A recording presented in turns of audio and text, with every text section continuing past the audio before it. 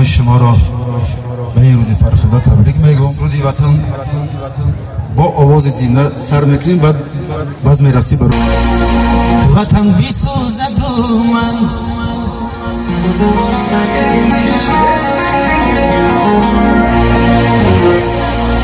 وطن بیسوزد و من در خروش و جوش نباشم.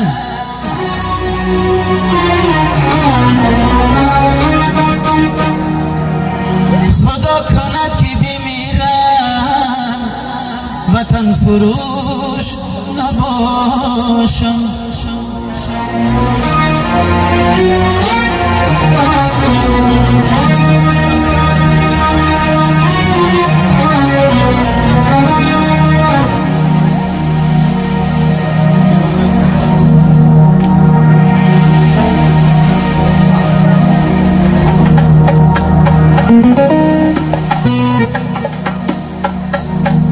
وطن بیسوزد و من در خروش و جوش نباشم.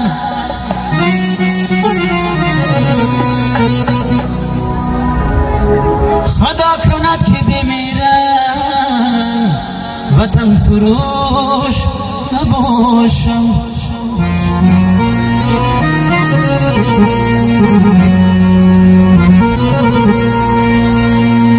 خدا کند که بمیرم وطن فروش نباشم.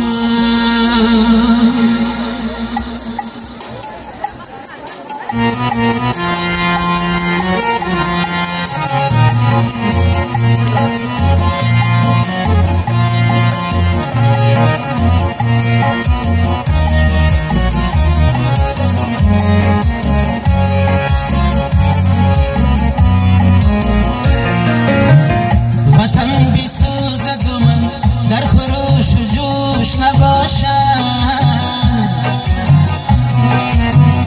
خدا کند که بمیرم وطن فروش نباشم.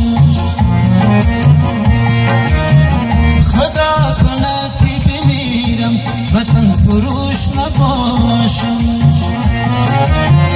خدا کند که بمیرم، خدا کند که بمیرم وطن فروش نباشم.